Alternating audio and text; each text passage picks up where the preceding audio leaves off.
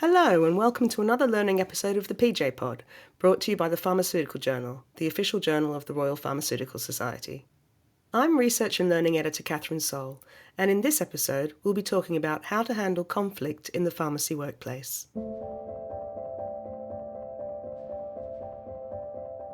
In 2023, the RPS and Pharmacist Support conducted a survey of almost 1,300 pharmacy staff, mostly pharmacists. 60% reported thinking about leaving their role or even the profession entirely. Respondents reported feeling at high risk of burnout, that they were working in teams with inadequate staffing, and that they'd experienced verbal abuse, mostly from patients. All of this can contribute to conflict within teams. In this episode, we wanted to find out more about the underlying causes of conflict in the pharmacy workplace and how individuals, whether managers or not, can do anything to avoid or resolve conflict situations. As usual, we've found some top experts to help us navigate our way through this sensitive subject. Harpreet Chana is a pharmacist who has worked in hospital pharmacy, community pharmacy, and national policy and advocacy. She retrained as a certified executive leadership and wellbeing coach and founded the Mental Health Academy, working with healthcare professionals to overcome stress and improve performance. I began by asking Harpreet, what are the main types of problems that pharmacists seek advice on? The things that I get are things like toxic work environments, bosses who are micromanagers and struggle with relinquishing control, and where increasingly pharmacists are being asked to do more. There are increased demands, there are less staff, there's a lot more stress, and they don't always feel that they can speak up. And that's a real problem. We'll probably talk a little bit more about that they don't always feel that they can speak about some of the things that they're struggling with. They don't feel that they can talk openly about things that they're struggling with. And so, they're usually the things that I see. And we don't need to just take Harpreet's word on the increased levels of stress, because in the 2023 Workforce Wellbeing Survey, 86% of respondents reported being at high risk of burnout. Melissa Cochran is a counsellor and psychotherapist who's worked in mental health for 20 years, and she's the Wellbeing Director at Pharmacist Support, an independent charity that offers support services to pharmacists, former pharmacists, and pharmacy students across Great Britain. Pharmacist Support worked with the RPS on the Workforce Wellbeing Survey. So the top factors that people attributed to their burnout include inadequate staffing, which I'm sure isn't a surprise to anyone, lack of work-life balance, insufficient protected learning time, absence of colleague or senior support, and long working hours. The survey also exposes the distressing trend of workplace abuse, and this is one that's really concerning because 41% of pharmacists report verbal abuse primarily from the public, but really concerningly, 25% report it from colleagues or managers. We've also heard about 7% of respondents report experiencing physical abuse, which is something that really no one should be experiencing. So there were some pretty disturbing findings from the survey. And I wanted to know what Harpreet, who meets lots of pharmacists face-to-face and discusses these issues, thought was the root cause. The main trend that I see throughout the sector is bad leadership. That's what causes the biggest problem, is when you have a bad leader. It's what caused me to have my problems with mental health. So this is why I do what I do. It's why I incorporate the leadership piece, because if we want to tackle the wellbeing crisis in pharmacy and the wider NHS, we need to tackle the leadership crisis, because we're not taught how to be good leaders. We are taught at university and in training to be good clinicians. And, we're taught to put the patient first and think about the patient's outcomes. That is a big problem. We are not taught how to effectively lead people. For some, the ability to effectively lead people comes more naturally than for others. Emotional intelligence and communication styles differ from person to person, but Harpreet says this isn't set in stone. The good thing about emotional intelligence, it's a skill that can be learnt. And the biggest part of emotional intelligence is actually your own self-awareness and your own self-regulation and understanding your own motivations. Because when you do that, then you can communicate much more effectively with other people, because you're aware of how you're coming across and you're aware of how other people take you, and you can empathise with them a bit better. So emotional intelligence is a really big key in effective communication. And yes, styles do really matter, because if you're somebody who is abrupt and you're talking to somebody who's a real people person, they're not going to take the abruptness. And for you, it's just, well, I'm just trying to get to the point. But for them, it might be, well, you're being rude. So you have to really take into consideration. If you're listening to this and thinking, oh dear, I hope I'm not inadvertently sounding rude to my colleagues, fear not, because the PJ has a range of content focusing on communication skills in our professional skills section. There are links to these in the show notes. And there's other help available to pharmacists to improve their emotional intelligence and communication styles through Melissa's charity, Pharmacist Support. We know this can be kind of tricky. So counseling can help. If you're someone who's really struggling, we can help you with getting some counseling. This can help you to reflect and kind of understand about your own behavior and also maybe how you're experiencing someone else's behavior. But we've also created a course called Embracing a Workplace Wellbeing Culture, where we go into communication style for managers and how their style can impact others and how we can kind of be more aware of our own communication style and maybe adjust it so that it might be received better by other people. And we'll link to those resources in the show notes. So far, we've looked at factors that can contribute to problems in the workplace. Chances are, if you're feeling under pressure at work, your colleagues probably are too. So, how can we tell if there are problems building up? Are there any early signs of conflict to look out for? I've seen this myself in my workplaces where people are really annoyed, but they don't know how to raise it and they don't want to not be liked. And so instead of saying something, it comes out in passive aggression, in tonality, in emails, or, flinging things around or muttering under breath. This happens all the time. Body language, tonality. You can see when someone's starting to get annoyed. You just need to look for the signs. And I think sometimes we're so busy in that environment at work, we don't necessarily spot them.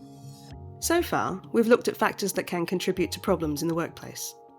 I wanted to know if there were easy ways to spot these signs. Here's Melissa again.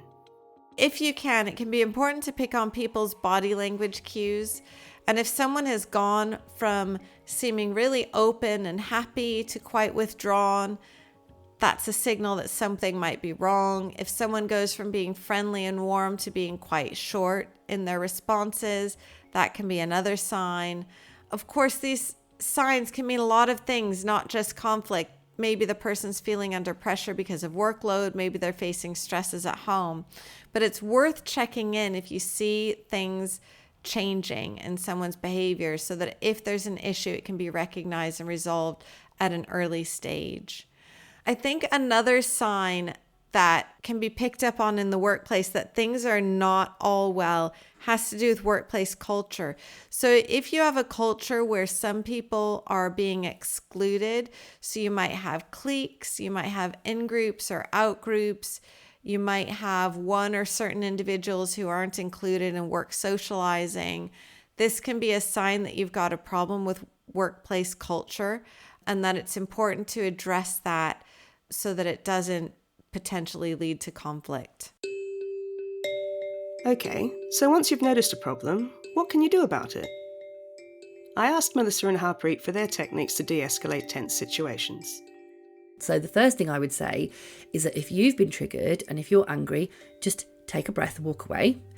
Maybe not take it up with that person straight away, and then just say, listen, would it be possible to have a word with you at some point and to have that conversation? Because I think when we leave it, that's where the problem can occur. So you do need to raise it, but just keep your own anger in check as well. And if you are needing to calm down, go and do that first. So cool down first. But as Harpreet said, you don't want to leave things for too long.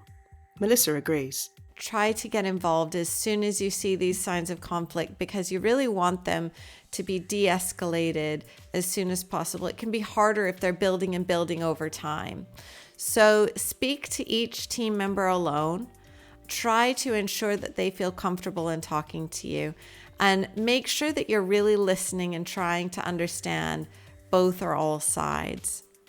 Once you've got a good handle on what's going on, at that point, you might want to bring all parties together for a constructive problem-solving meeting and encourage people to see each other's perspectives. And of course, once you've intervened, remember to follow up and make sure that there are no ongoing issues. And if something does start to rear its head again, you then can be there to step in quickly and solve it.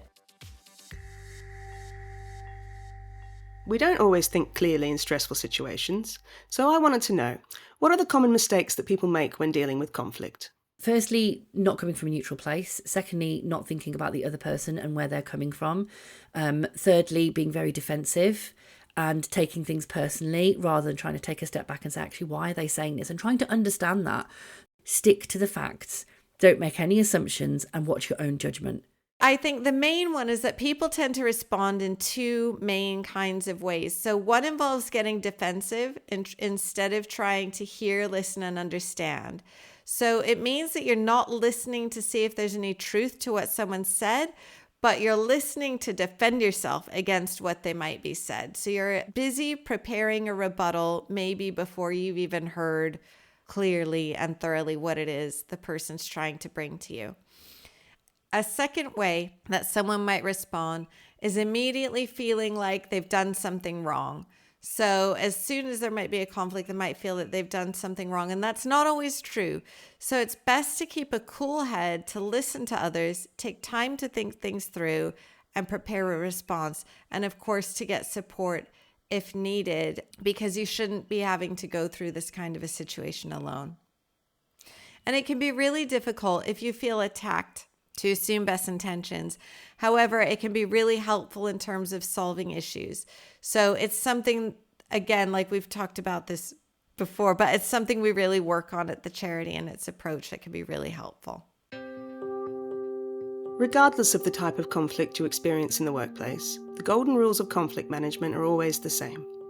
Harpreet explains her golden rules.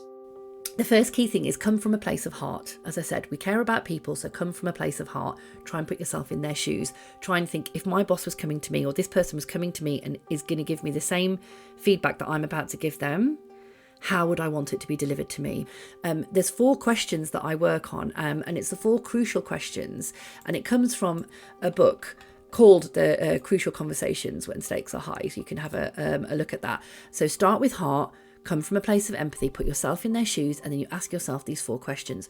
What is it that I really want for myself out of this interaction?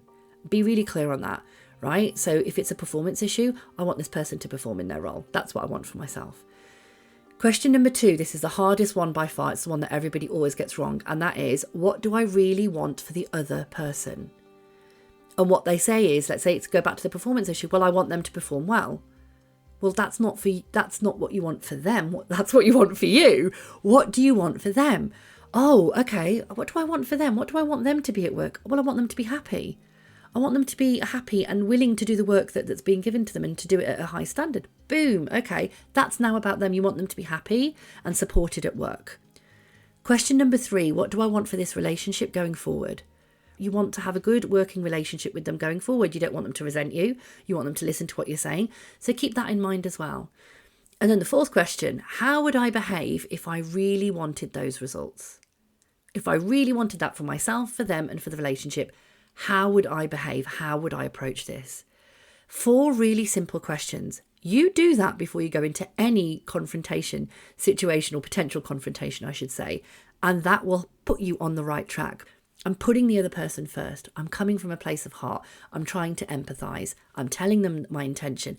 That takes the sting away. It then goes into a consultation where you can both talk about what the issue is and you can both brainstorm a solution.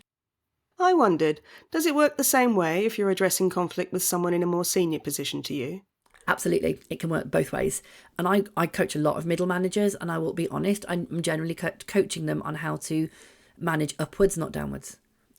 You've got to remember, again, put yourself in the manager's shoes. The manager just wants a solution. A lot of the time we go back with a problem. The manager already has problems and they have headaches. Go with a solution. Don't just say, I can't do this, it's too much, I'm really struggling. Even when I'm talking to people with burnout, and I said, if you've got to go and have a conversation with your manager, go armed with a solution to say, listen, I'm struggling with this. It would be really helpful if I could drop this or if I could do this instead, because that's what they want. They want a solution, not a problem. Up until now, the conflict issues we've discussed have been more subjective. No communication style, for example, is objectively wrong. The problem comes when communication styles clash. There are some conflicts, however, that are very clear-cut, like discrimination. The Pharmaceutical Journal conducts an annual salary and job satisfaction survey of its readers. In the 2024 survey, a third of all respondents reported that discrimination, most often age, gender or race related, had limited their career. A third of pharmacists who identified as black had experienced racism from a colleague in the past year. What should someone do when they experience or see racism? Oh gosh, you need to report it. You've got to call out that behaviour. We wouldn't stand for it if it was homophobic. So, it's the same thing. And I'll be honest, Catherine, I have not in the past, and I've kicked myself since, because I think I should have said something and I didn't. If somebody is discriminating against you for any reason, whether it's sex, race, gender identity, sexuality, neurodiversity, whatever it is, you need to call out that behaviour. I haven't done in the past. And again, we've talked about this at the Female Pharmacy Leaders Network where people haven't done. And now I make an absolute job of it. If I see something, I will call it out. It needs to be called out because people won't amend their behaviour. I mean, I'm of South Asian heritage myself. I guess what I'm saying is I faced racism myself, both personally and professionally. But I co-founded the Female Pharmacy Leaders Network with two other women who are of South Asian heritage, and racism is some of the things that we've talked about in terms of the barriers that we've faced and barriers that some of our members face in terms of career progression. So it is a problem, but if I'm going to say anything on it, one that's not spoken about enough, I think. As one respondent to the salary and job satisfaction survey said, racism in the workplace isn't usually racial slurs. It's isolation, microaggressions, like names being mispronounced, and a lack of opportunity. Check the show notes for links to PJ articles on microaggressions and how to improve your cultural competence. We all know that we should call out discrimination, but it can be very intimidating, particularly if you're junior. Harpreet had some good advice for people who find the idea of speaking up difficult. What would I say to my younger self that sat in a room and was told that all women talk about are hair and nails, right? It's confidence. And it's difficult when you don't have the confidence to be able to question and be able to deal with whatever you get back. That's the issue here, is what am I going to get back and am I going to be able to deal with what I get back?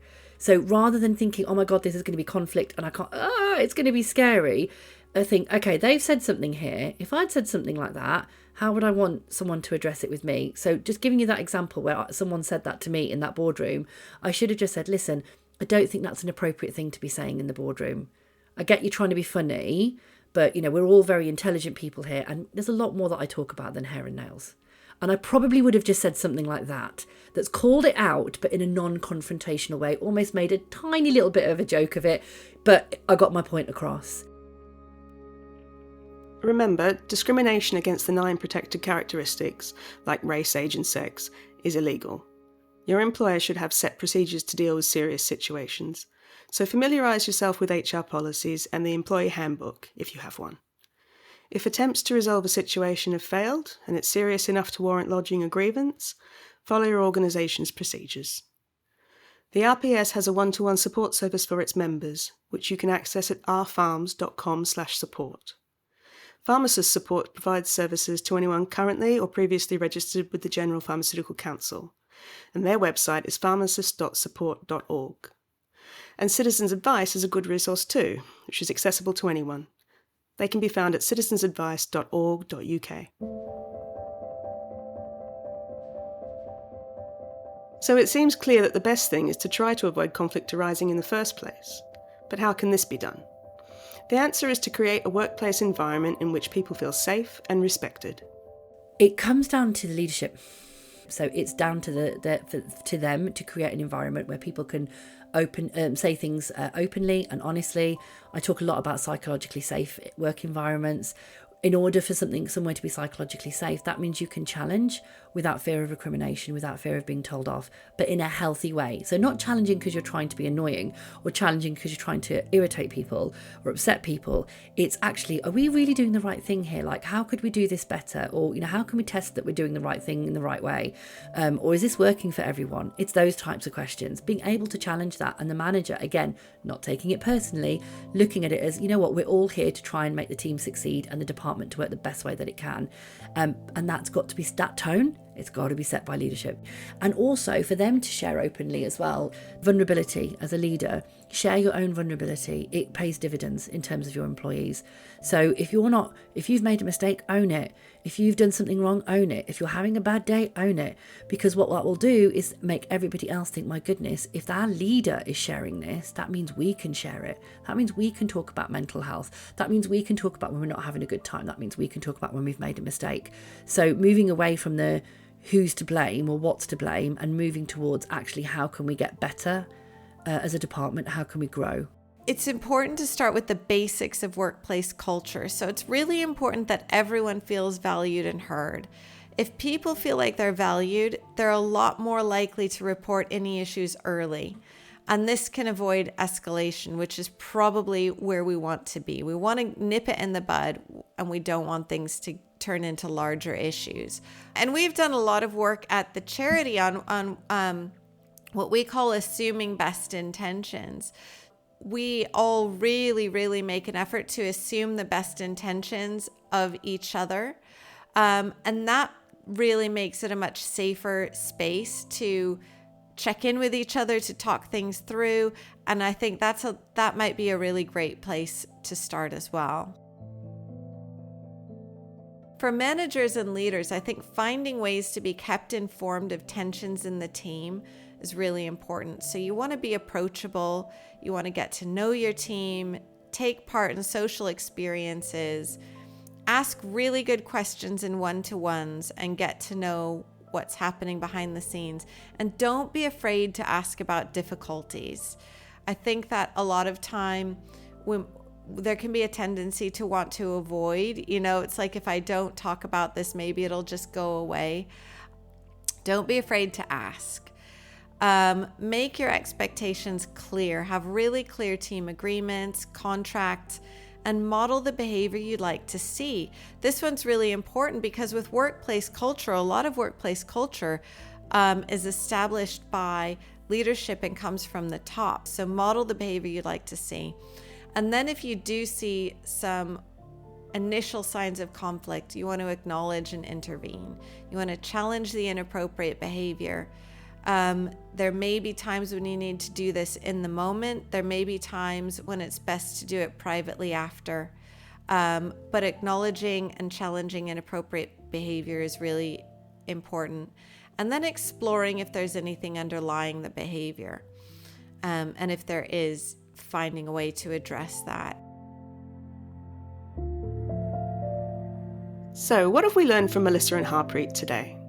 That stress, poor leadership and understaffing affect virtually everyone in the pharmacy profession. And these background factors can make conflict situations at work more likely. Being aware of the impact your communication style has on others goes a long way to avoiding problems. And once you are aware of a problem, try to deal with it early before it turns into something bigger.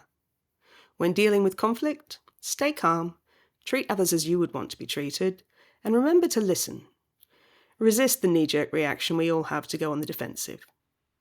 Harpreet had 4 golden rules or questions. 1. What do I want from the situation? 2. What do I want for the other person? 3. What do I want this relationship to be like going forward? And 4. What should I do to get those results? Ultimately, the best way to have a harmonious workplace is to create a safe environment in which people feel heard and valued. This comes from the top, so if you're in a position of management, think about how you can promote that kind of environment.